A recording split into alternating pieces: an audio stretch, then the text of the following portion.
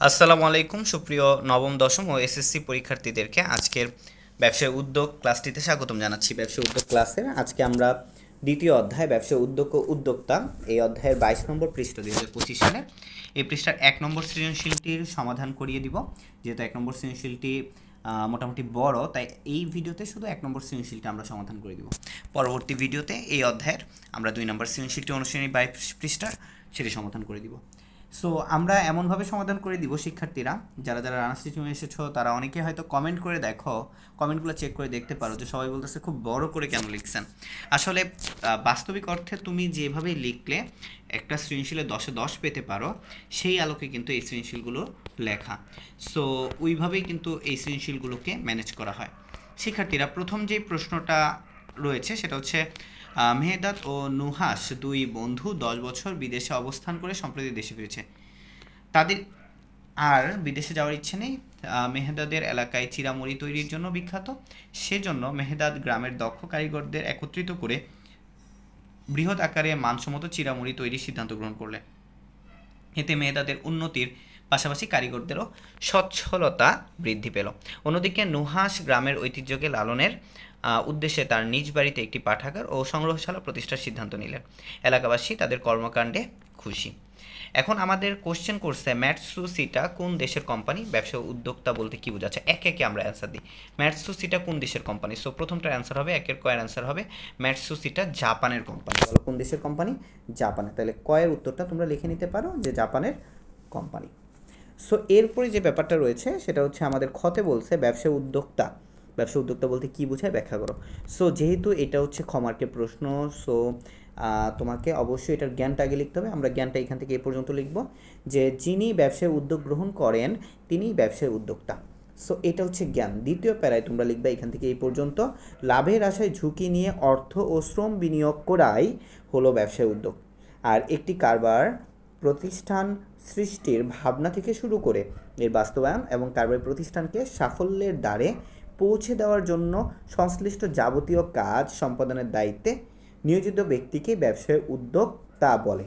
So এটা ছিল আমাদের খ। অবশ্যই দুইটা প্যারায় লিখতে হবে। এই যে প্রথম প্যারায় তোমরা দেখতে পাচ্ছ আমরা এটা লিখব, এক আঙ্গুল গ্যাপ দিয়ে। দ্বিতীয় প্যারায় আমরা এখান থেকে এই পর্যন্ত লিখব। সো নেক্সট যে কোশ্চেনটা রয়েছে সেটা আমরা দেখি, নুহাসের গ্রামে পাঠাগার ও সংগ্রহশালা প্রতিষ্ঠা কোন ধরনের চিন্তা, ব্যাখ্যা করো। সো এইটা বেসিক্যালি তোমরা জানো হলো জনকল্যাণমূলক উদ্যোগ বিষয়ক চিন্তা। সো এটা কেমন চিন্তা? নুহাসের গ্রামে পাঠাগার ও সংগ্রহশালা প্রতিষ্ঠা হলো জনকল্যাণমূলক উদ্যোগ বিষয়ক চিন্তা। সো এটা হচ্ছে জ্ঞান। যেহেতু আমাদের গ লিখতে হবে, অবশ্যই আমাদের গয়ের ফার্স্টে জ্ঞানটা লিখতে হবে, যেটা দেখে স্যার বুঝতে পারবে যে না তোমার অ্যান্সার করাটা ঠিক আছে, তোমার পরের অংশগুলো পড়া যায়। আদারওয়াইজ কিন্তু এখানে ভুল করছো মানে তোমাকে 0 দিয়ে দিবে। সাধারণ অর্থে যে কোনো কাজের কর্মপ্রচেষ্টা হচ্ছে উদ্যোগ। অতএব উদ্যোগের যে কোনো বিষয় হতে পারে। ব্যবসায় উদ্যোগের উদ্দেশ্য মুনাফা অর্জন আর অন্যান্য উদ্যোগের উদ্দেশ্য জনকল্যাণ। তাই নুহাসের পাঠাগার ও সংগ্রহশালা প্রতিষ্ঠার উদ্যোগ হলো জনকল্যাণের চিন্তা। নেক্সট ওয়ান ইজ, দেখো আমরা এটার যে প্রয়োগটা আছে অর্থাৎ এইটার অনুধাবনটা কিন্তু আমরা লিখে ফেলছি। দ্বিতীয় প্যারাটা লিখে ফেলছি, প্রথম প্যারা দ্বিতীয় প্যারা লিখে ফেলছি, এবং তৃতীয় প্যারা যে এটা কেন আসলে জনকল্যাণমূলক উদ্যোগ সেটা তোমরা ব্যাখ্যা করবা, ঠিক আছে? সো চলো আমরা সেটা ব্যাখ্যা করি। নুহাস এলাকার ছেলে মেয়েদের পড়াশোনার সুযোগ সৃষ্টির লক্ষ্যে এবং গ্রামের ঐতিহ্য লালনের জন্য একটি পাঠাগার ও সংগ্রহশালা প্রতিষ্ঠার সিদ্ধান্ত নেন। নুহাসের এই জনহিতকর কাজের মাধ্যমে গ্রামের মানুষ যেমন উপকৃত হবে, তেমনি এর মাধ্যমে সে তার গ্রামের ঐতিহ্যকে ধরে রাখতে পারবে। জনহিতকর চিন্তার মাধ্যমে নুহাস একজন সৃজনশীল ও মননশীল উদ্যোক্তা হিসেবে সমাজে প্রতিষ্ঠিত হয়েছে। পাঠাগার ও সংগ্রহশালা প্রতিষ্ঠায় একটি জনহিতকর কাজ বিদায় তার উদ্যোগটি জনকল্যাণমূলক বলে কী হবে, পরিগণিত হবে। সো নেক্সট যে কোশ্চেনটা রয়েছে ঘতে সেটা দেখো, মেহেদাদের উদ্যোগ অন্যদের জন্য অনুকরণীয় হতে পারে, উক্তিটি মূল্যায়ন করো। সো উক্তিটি আসলে যথার্থ, ঠিক আছে? সো আমরা এটার আগে জ্ঞানটা লিখবো। জ্ঞানটা কী লিখবো? জ্ঞানটা লিখবো এভাবে যে মেহেদাদের উদ্যোগ অন্যদের জন্য অনুকরণীয় হতে পারে, কেননা মেহেদাদের উদ্যোগে অনুপ্রাণিত হয়ে অন্যরা আত্মকর্মসংস্থানের মাধ্যমে স্বাবলম্বী হতে পারে। দ্বিতীয় প্যারায় আমরা লিখবো যে আসলে আত্মকর্মসংস্থান বা ব্যবসা উদ্যোগটা কী। আত্মকর্মসংস্থান ব্যতীত কোনো দেশের সার্বিক উন্নয়ন সম্ভব নয়। প্রত্যেক দেশেরই সরকারি ও বেসরকারি খাতে কর্মসংস্থানের সুযোগ কম, তাই তো? তো এরপরে দেখো এখান থেকে আমরা দেখি আত্মকর্মসংস্থানের দ্বারাই ক্রমবর্ধমান বেকার সমস্যাকে নিরসন করা যায়। তাই মেধাদের আত্মকর্মসংস্থানের উদ্যোগ অন্যদের অনুকরণীয় হতে পারে। এরপর আমরা তৃতীয় প্যারায় দেখি, আত্মকর্মসংস্থানের মাধ্যমে সহজ কর্মসংস্থান, অধিক উপার্জন, নেতৃত্বের বিকাশ, জীবনযাত্রার মান উন্নয়ন প্রভৃতি সম্ভব। জনাব মেহদাদের মতো বেকারদের নিকট বেকারত্ব লাঘবের মাধ্যমে আত্মনির্ভরশীল হওয়ার জন্য আত্মকর্মসংস্থানের গুরুত্ব অপরিসীম।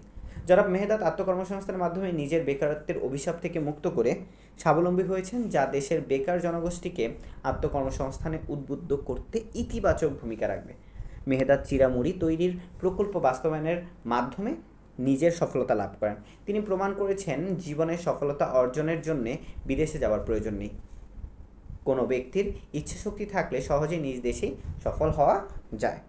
তো এরপর আমরা যে চতুর্থ প্যারাটি রয়েছে, অর্থাৎ আমাদের উচ্চতর দক্ষতা যে প্যারাটা লাস্ট, সেই প্যারাটায় আমরা লিখব যে জনাব মেহদাদের মতো বেকাররা আত্মকর্মসংস্থানের মাধ্যমে নিজেদেরকে বেকারত্বের অভিশাপ থেকে মুক্ত করে উদ্যোগী হতে পারে, বিধায় মেহদাদের উদ্যোগ অন্যদের জন্য অনুপ্রেরণীয় হতে পারে। তাই বলা যায় উক্তিটি নিঃসন্দেহে যথার্থ। সো ডিয়ার স্টুডেন্টস, আশা করি যে এই সৃজনশীল প্রশ্নের উত্তরটি কিভাবে লিখতে হবে সেটা তোমরা স্পষ্ট বুঝতে পেরেছ। আমরা এর পরের ভিডিওতে 22 পৃষ্ঠার যেই 2 নম্বর সৃজনশীলটি রয়েছে সেটি নিয়ে আলোচনা করব। সে পর্যন্ত সবাই ভালো থাকো, সুস্থ থাকো, রানাস টিচিং হোমের পাশে থাকো। আসসালামু আলাইকুম।